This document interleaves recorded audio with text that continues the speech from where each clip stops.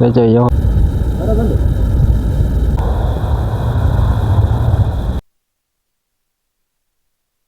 Ile hindi ufanya nyanyo. Hiyo kitu ya maana tu kama hii kitu ingekuwa.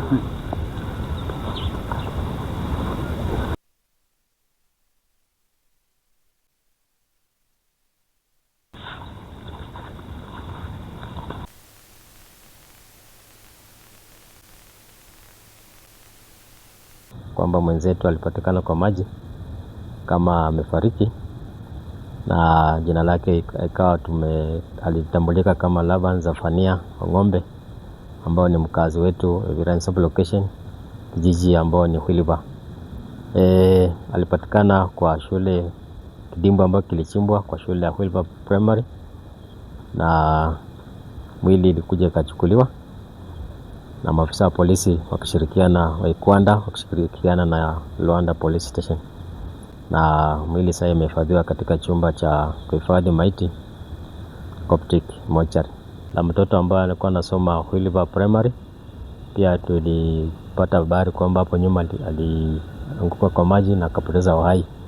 Kwa hivyo pia ningewasihi tuwe angalifu tusiwe tukichezea kwa hiyo maji, kulingana na vile sasa hii maji imekuwa janga kwa sub-location ama kwa location kwa jumla.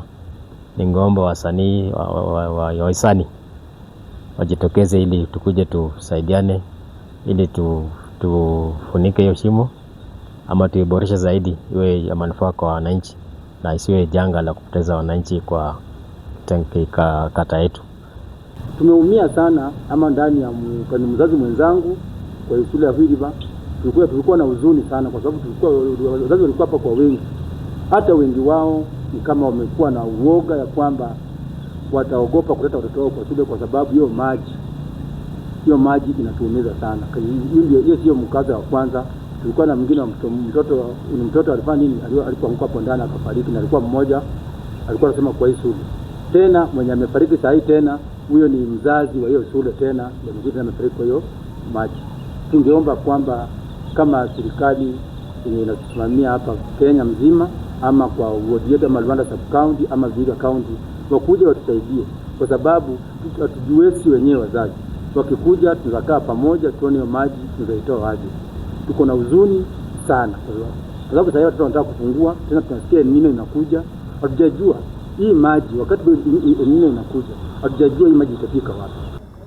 Tuko na huzuni sana. Juzi tumelia mambo ya barabara, wakaigino mtu akajitolea akatengeneza barabara mwenye, na already tulipiga kura. Sasa hatujui kura zetu huwa tunapiga vibaya ama tunapiga vizuri. Nyinyi kama waheshimiwa wetu, tafadhali mbona msikiki kilio chetu? Mnataka tufanye nini? Mnataka tukimbizane na nyinyi kwa barabara ama mnataka tuandamane tukuje kwa ofisi zenyu ndio msikie kilio chetu? Hii ni aibu kubwa. Hii uwanja wa Hwiliba kuna wakati ilisemekana ilikuwa imetengenezwa mpaka imekuwa stadium ya kuonea mpira.